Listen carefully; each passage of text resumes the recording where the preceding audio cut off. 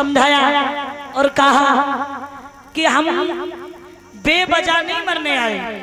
और प्यारे एक बात याद रखना, जो इंसान गुस्से में फांसी लगा के मर जाता है, अपनी पत्नी से कोई झगड़ा हो या घर या परिवार, मैं तो कहते अगर तुम्हें नाराजगी हो जाए तो तुम गुस्सा जैसे हो जाओ तो खुद अपने शरीर पे नुकसान मत पहुंचाओ। भैया मुझे बहुत गुस्सा आता है, हद से ज्यादा गुस्सा आता है, लेकिन मैं अपना नुकसान कभी नहीं करते। काफी लोग हमने देखे गुस्से में फोन फोड़ देते, 30-30 हजार का, 50-50 हजार का, हमने आंखों से देखा। एक जगह कथा करने गए थे तो उन भैया को गुस्सा आ गई, बीवी से झगड़ा हो गया, उन्होंने फोन ही फोड़ दिया। मैंने कहा भैया तुमने फोन क्यों फोड़ दिया? मैंने कहा इतनी गुस्सा तो तुम्हें नहीं आती होगी जितनी मुझे आती है। हमसे कोई कहे हम तो अपना फोन कभी नहीं फोड़ेंगे। हाँ फोन फोड़ दे, अगर जिंदगी में ले बोना तो फोड़ दो, कोई बड़ी बात ना। गलत कह रहे भैया, जैसे गुस्से में फोन फोड़ दो, जिंदगी में ले बोना तो बहुत अच्छा काम करो तुमने। कल सल लेना तो है ही 10 दिन बाद, गलत कह रहे। और काफी औरतें ऐसी हैं, माताएं ऐसी हैं जो गुस्से में आकर के फांसी लगा लेती हैं। और काफी दुनिया में ये हो रहा है अक्सर करके। लेकिन जो इंसान अपने हाथों से बेवजह खुद मौत करके अगर भगवान को प्यारा हो जाता है तो याद रखना उसे नरक योनि में भटकना पड़ता है। भूत चुड़ैल बन के सब जानते हो, कोई बड़ी बात नहीं है, लेकिन जानते हो पर मानते नहीं हो।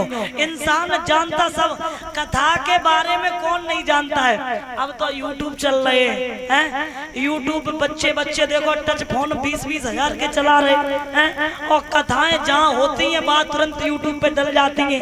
कथा की हर बच्चे को जानकारी है क्या, सिर्फ अंतर इतना हो गया कि गले का अंतर है। हम गा सकते हैं, आप और आवाज में गा सकते हैं, हम और आवाज में गा सकते हैं, अंतर इतना हो गया और कुछ नहीं। सब जानते पर मानते नहीं। इंसान कौन नहीं जानता है कि चोरी करना गलत है? इंसान कौन नहीं जानता है कि दारू पीना गलत है लेकिन फिर भी पीता है? पीना गलत है लेकिन फिर भी पीता है। तो याद रखना मेरे प्यारे श्रोता बंधु, उन ब्राह्मण देव ने कहा है कि बेवजह तुम मरने के लिए आए, तुम्हें नरक भोगना पड़ेगा। इसलिए बोले हम बेवजह नहीं, मेरी पत्नी के कोई संतान पैदा नहीं हुई, संतान पैदा नहीं हुई।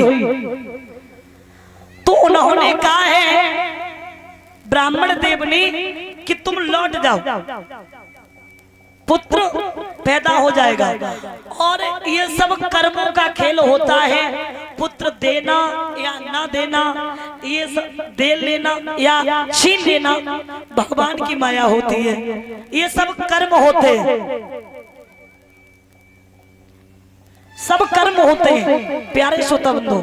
कहा है एक फल दिया, फल जो मंत्र पढ़ के फल दिया, कहा ये पत्नी अपनी पत्नी को खिला देना, जाओ तुम्हारे संतान अवश्य पैदा हो जाएगी। एक बात कही, सुनो सुनो, जा तो रहे हो, इस फल में हवा ना लगने पाए, ये वरदानकारी फल है।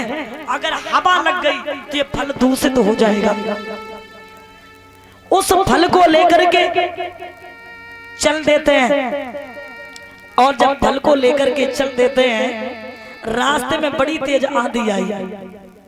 जब आंधी आई है तो उन्होंने विचार किया अगर इस फल को खुद नहीं खाएंगे तो ये फल दूषित हो जाएगा, जब तक घर पे ले जाएंगे तो ये फल दूषित हो जाएगा। उन्होंने क्या किया है, आज उस फल को स्वयं खा लिया। जब स्वयं खा लिया तो वो वरदानकारी फल था, पेट में गर्भ रह गया। अब भैया पेट में अगर गर्भ होगा तो पेट तो बढ़ेगा, घटेगा थोड़ा ना। अब जब उनका उदर बढ़ रहा है, याद रखना संत और देवता ब्राह्मण सब विचार करने लगे इनके पेट में ऐसा क्या है।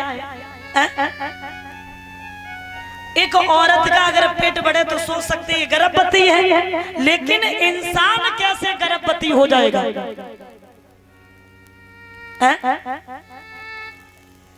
इसका मतलब है इनके पेट में कुछ कुछ है, चलो इंतजार करो। संतों ने विचार किया इंतजार करो, तो इंतजार किया। 1 वर्ष नहीं, 2 वर्ष नहीं, इंतजार कर रहे हैं 12 वर्ष तक इंतजार किया।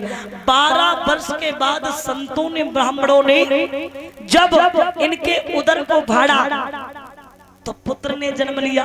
जब पुत्र ने जन्म लिया तो पुत्र के पैदा होते ही होते उदर जैसे ही फटा, वैसे ही बहलोचन की मृत्यु हो गई। संतों ने कहा इसने तो पैदा होते ही होते अपने पिता की बलि ले ली, क्यों ना इसका नाम रख दिया जाए बलि। तब संतों ने नाम रखा था इनका बलि, किसने पैदा होते ही होते अपने पिता की बलि ले ली। बोलिए गोविंद भगवान की।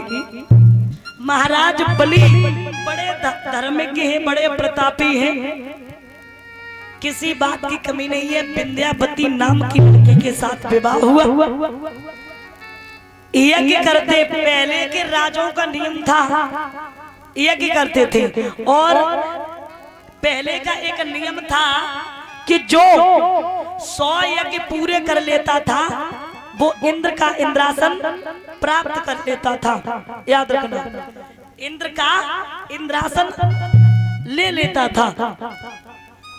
जब इन्होंने 99 यज्ञ पूरे कर लिए, देवताओं में खलबली मच गई। देवताओं में खलबली मची, देवता विचार करने लगे क्या करोगे। देवता बड़े परेशान, ये दैत्यों का राजा, इंद्र का इंद्रासन हिलने लगा। तो इंद्र भगवान के पास पहुंचा और हाथ जोड़ करके विष्णु भगवान से कहा है कि सुनो प्रभु, ये दैत्यों का राजा बलि ये भगवान के नाम पे, धर्म के नाम पे बहुत आगे बढ़ रहा है। जवाब दिया क्या पागल हो गए? तो इसमें कौन बड़ी बात है? कोई धर्म के नाम पे आगे बढ़ रहा है तो इसमें क्या कोई कहने वाली बात है? बहुत अच्छी बात है। अरे धर्म के नाम पे आगे, मेरे नाम पे आगे बढ़ रहा है तो बढ़ने दो। बोले नहीं नहीं, ऐसे नहीं चलेगा। ये दैत्यों का राजा है, अगर ये ऐसे ही आगे बढ़ता रहा तो मेरे इंद्रासन को छीन लेगा। इसलिए आप ऐसा करो, इसका यज्ञ विध्वंस कीजिए।